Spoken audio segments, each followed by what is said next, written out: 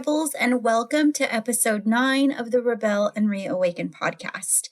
It's time to rebel against merely surviving by reawakening your passions and zeal for life to truly begin thriving.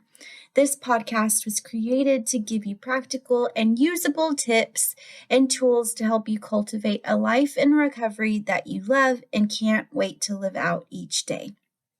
Together, we are saying goodbye to running to things that drain us and leave us feeling depleted so that we can step into the life that we were made for.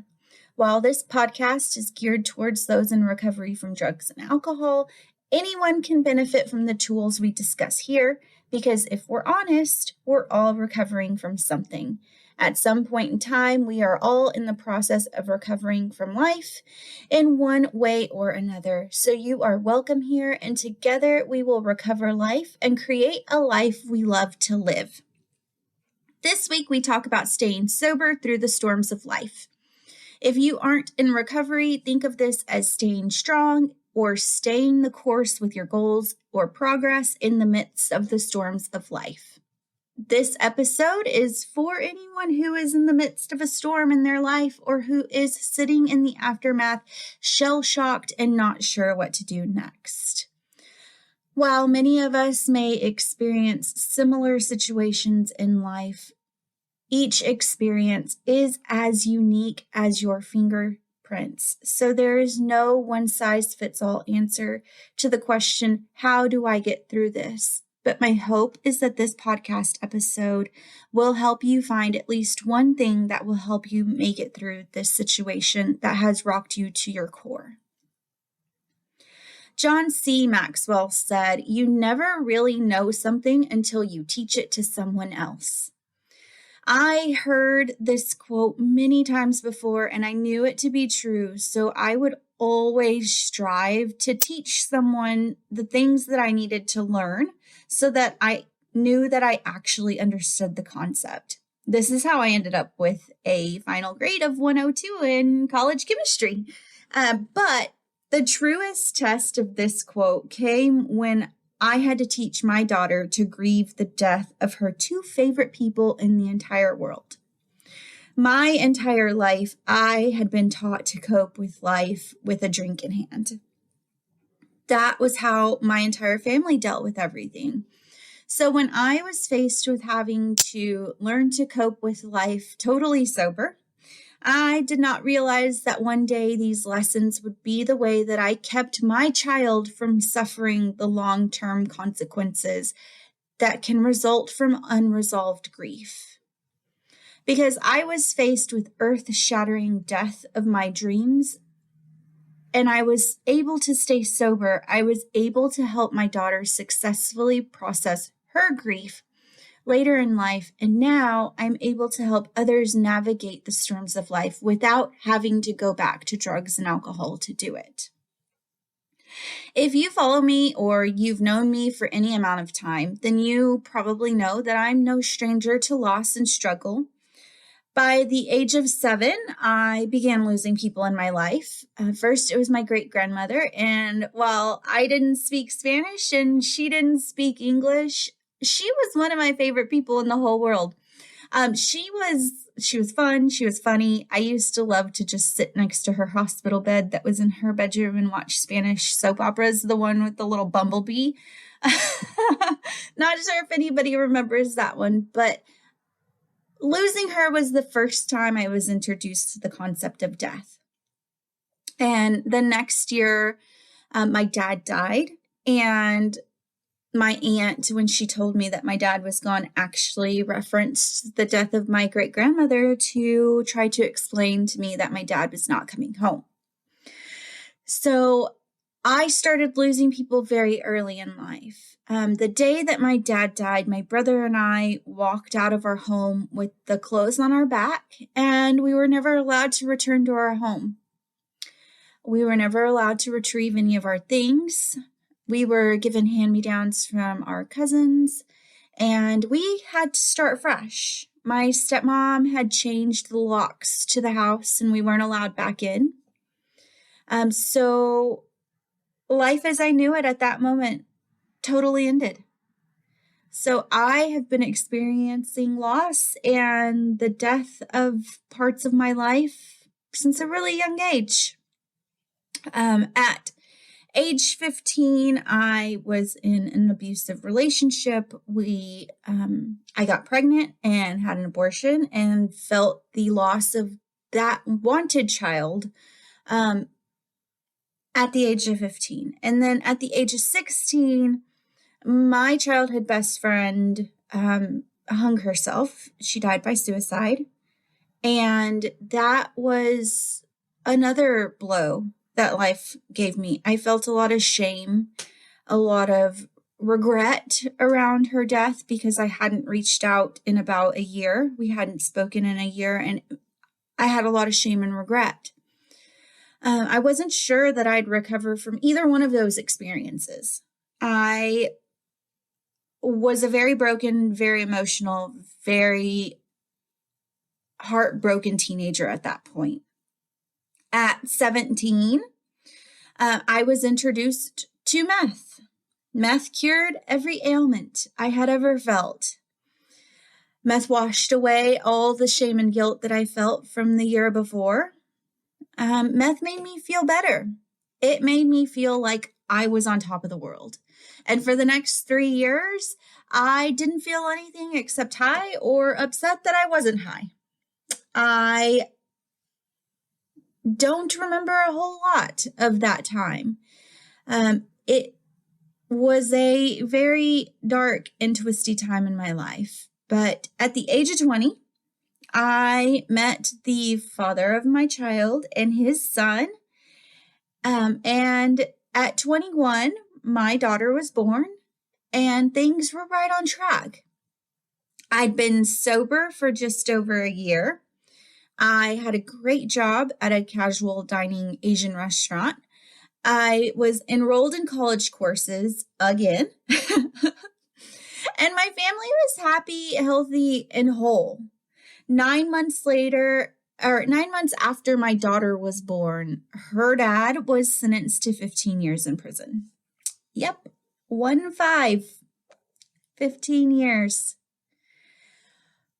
One minute, the judge was telling us that he was drawing up paperwork to drop the charges against my daughter's dad. And then the next minute, I was listening to the judge read out the sentencing while my mom was holding me as I rocked back and forth with tears pouring down my face, just asking God why. How did we get here? How was I, a full-time college student, working part-time, going to raise a child on my own for 15 years? All I had ever wanted for my child was for her to grow up with both parents in her life.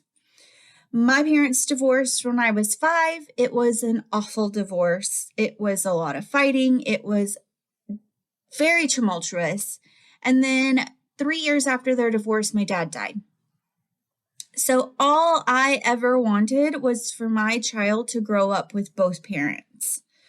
In one moment, all those hopes and dreams for my daughter's bright future came crashing down. And it was like watching everything burn to the ground and not being able to do anything about it. I felt like that sad, scared, displaced 8-year-old that I was when my dad died all over again. That week, I had to move out of our home and we moved into my mom's house. No big deal, right? Wrong. My mom lived in the place where I had spent the darkest days of my addiction. She lived where the mere act of walking to the mailbox was a trigger for me. She lived directly behind the drug dealer that I knew.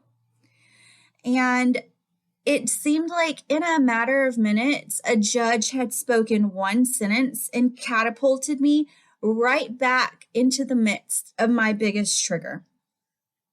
Being there wasn't the issue.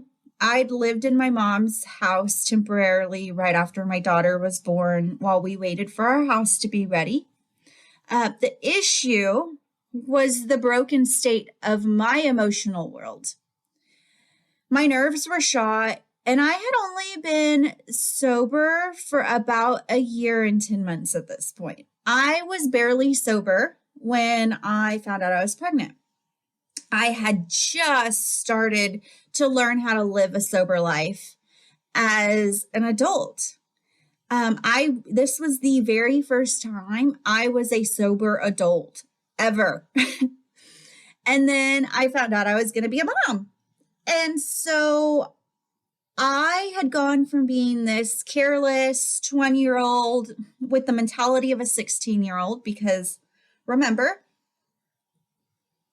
if you introduce drugs and alcohol to a teenage brain, it just kind of stops developing emotionally and intellectually. So you are the age that you started using at when you finally stopped using, right? So I was this 16-year-old mentally in a 20-year-old body. I had become a stepmom almost overnight to Jeremiah.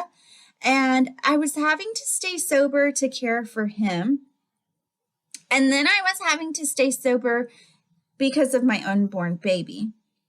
But at this moment, when my entire world came crashing down and I was suddenly in the mecca of meth land,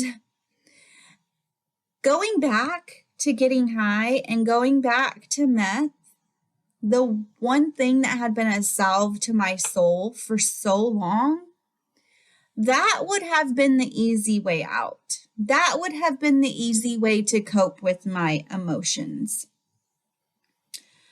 I could have gone back to the dope house and smoked away all the pain. I could have avoided it by getting high. That would have been so much easier than setting out to do the hard work that was set out in front of me at this moment. But instead, I did not get high.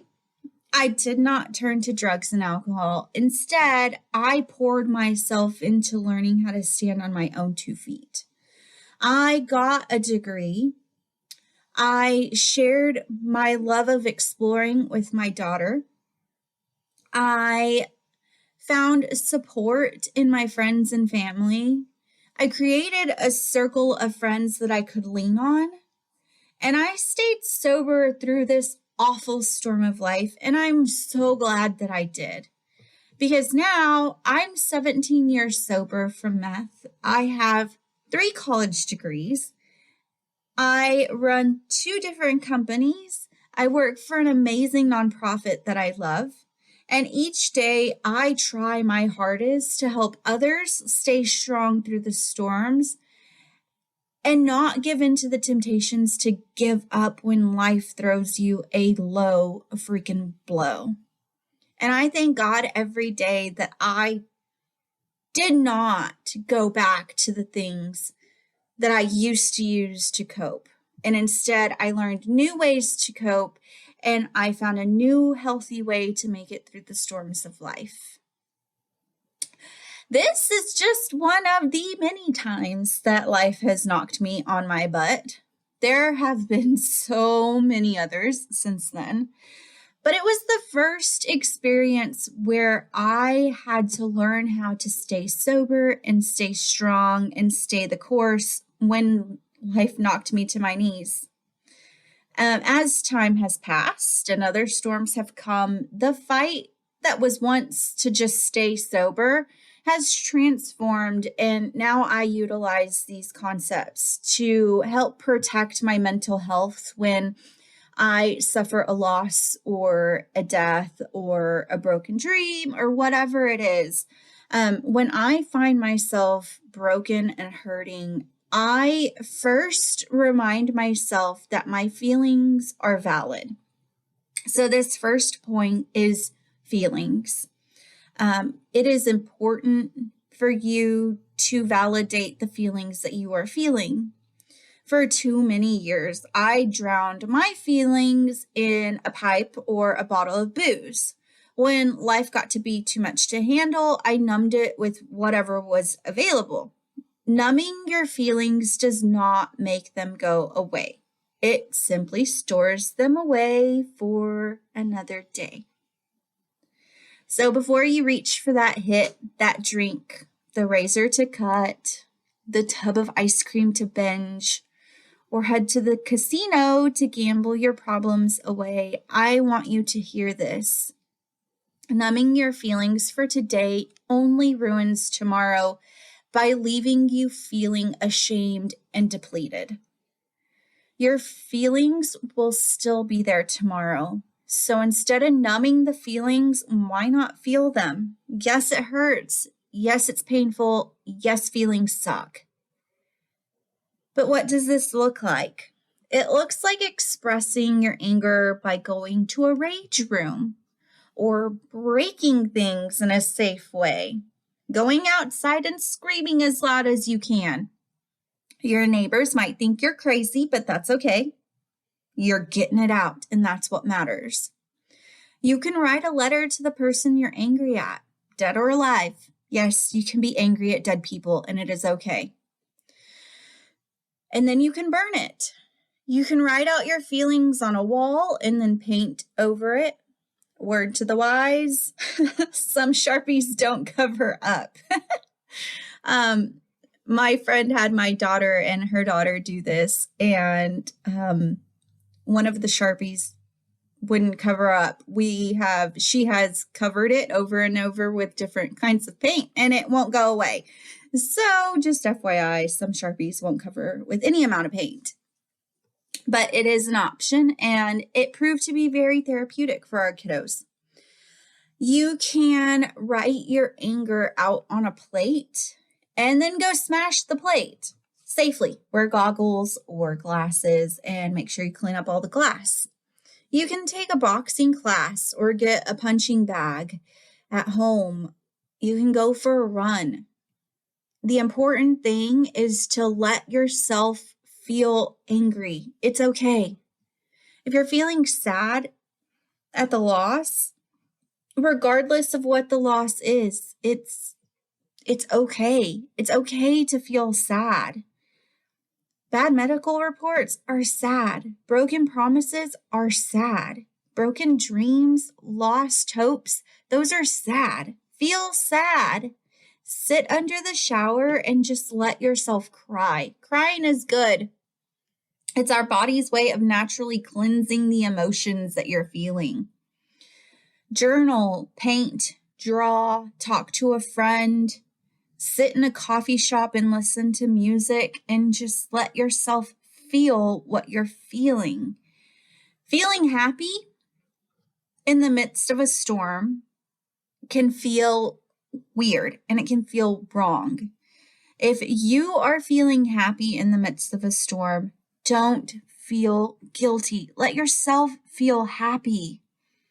Grief is not a perfect line and it's not a perfect circle. It is a roller coaster of emotions. It is a lot like the waves in the ocean. They come and they go. Just let those feelings come. If you're feeling happy, feel happy because the moment won't last forever. So enjoy feeling happy while you do. The important thing here is that you allow yourself to feel the feelings that you're feeling without numbing them. So, the second thing I do whenever life throws me a curveball is I turn to my community. I lean on the people that I care about and who I know care about me. This one can be tricky if you are in early recovery. You may feel tempted to go back to your using buddies because you think they know you best and you think they love you. Don't do that. Do not do that. If you don't have any new sober friends that you can turn to or family that encourages you to stay strong and stay sober during this time, then go find some. We live in such an amazing time right now. We can literally go online at any time of day and find hundreds of people just like us who are looking for connection. In this moment, when you are in the midst of a storm and you are struggling to stay sober, you need to surround yourself with people who are going to care for you, lift you up, and encourage you to stay on the right path. You don't need to be around people who are going to take you straight back to your old life.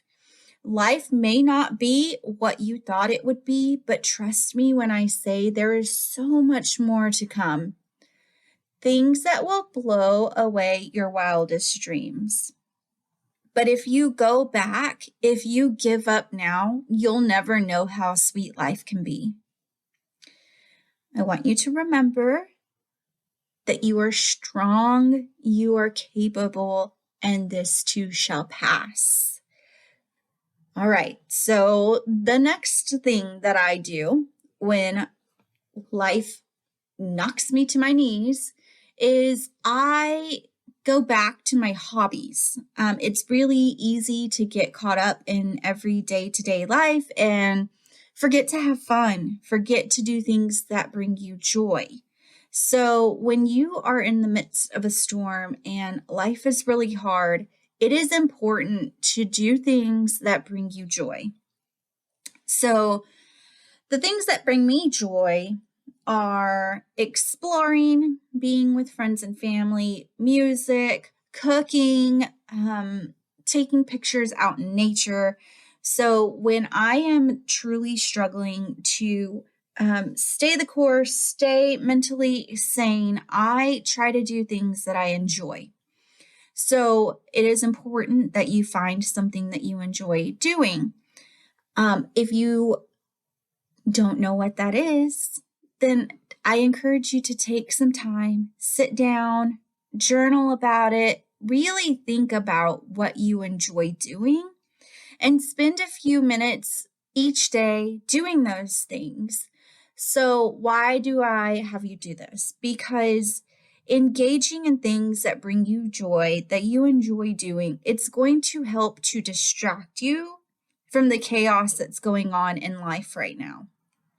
So it will give your brain a break from the stress, the anger, the sadness, and it will allow your brain to reset and allow you to refuel yourself so that you can continue to endure whatever it is that's going on for just a little bit longer. So if you enjoy taking pictures, go outside and snap a few pictures and then get online and put them in your computer and play with Photoshop for a while. If you enjoy cooking, make some muffins, make dinner for someone. The important thing is to get up and get moving. Another thing that I suggest doing is planning out a time each day for you to do this. So why do you want to have a plan? Because when you've been knocked to your knees and you don't even want to get out of bed, having something that brings you joy and something that is fun and enjoyable to your soul on your schedule gives you a reason to get out of bed in the morning. And when you are depleted and just broken, having a reason to get out of bed each day is life-giving. So figure out what it is that you enjoy doing and put it on your calendar. Make sure you set an alarm on your phone to remind you that it's time to do it. Have someone in your life that you can say, hey, can you text me and make sure that I've done XYZ today? It's very, very important that you incorporate things that you enjoy into your life, especially when you're in the middle of a storm. All right, so the last and most important thing for you to do when you are trying to stay sober through a storm is to Get professional help if you need it. I cannot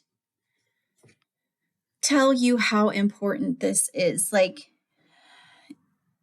there is no shame in getting help from a professional. No shame at all. Be it a therapist, a coach, a support group, you need to have someone that you can talk to, someone that you can work out these things with. There are places out there that do sliding scale fee therapy. There are coaches who will do sliding scale fee coaching sessions. I offer those if you ever need it. There are support groups out there that are totally free. When my daughter needed therapy after my fiance died, I was able to take her to the family therapy clinic there at Texas Tech, and we did the sliding scale fee, and I was able to get her therapy sessions for $5 a session. So she was able to do play therapy with a PhD candidate, and I cannot tell you how life-giving that was to her. It helped her tremendously. So there are options out there for therapy and mental health treatment, even if you can't afford the normal payments. So a quick Google search will help you figure that out. I'm here if you ever need help. I'm happy to do some searches for you. My job as a coach is to help people in recovery get and stay sober and create a sober life that they can't wait to live.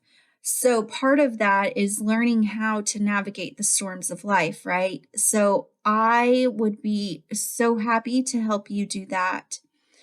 The important thing is that you get help if you need it. There is no shame in seeking professional help. There is no shame in taking medication that is prescribed to you from a healthcare professional that will help you get through this storm. There is no shame in getting help. Reach out. Don't suffer in silence. A quick Google search can seriously save a life. So don't hesitate. Please, please, please, please, guys. It is so important to get professional help when you need it. All right, so that is it for this episode. Quick recap. All right, so when we are going through a storm of life, we are going to feel our feelings. We are going to surround ourselves with friends, family who can help push us forward. We are going to engage in hobbies that we enjoy. And we are going to seek professional help when needed. I truly hope that there is something in today's episode that has taught you at least one thing to help you survive the storms of this life. I hope it helped you to see that you were made for more than merely surviving. You were made for thriving. Crumbs are for the birds. You were made for the feast. Don't forget that. So if you need more information on therapy, sliding scale fee therapy, coaching sessions with me, or you are interested in taking our 6-week course that is going to help you cultivate an abundantly fulfilling life in recovery by reigniting your passions and zeal for life, please visit the show notes below where you can find my cell phone number, my email address, and the links to my website for more information on coaching or the course. If you would like to dig in deeper this week or any week and create your own personalized roadmap to cultivating an abundantly fulfilling life, then hop on over to our Patreon page and become a Rebel VIP today. As a Rebel VIP, you get a companion episode to this podcast episode, and each podcast episode each week that digs in deeper and takes this episode to the next level. You'll also get exclusive access to worksheets, printable journal pages, and other useful information that will truly help you begin to cultivate an abundantly fulfilling life.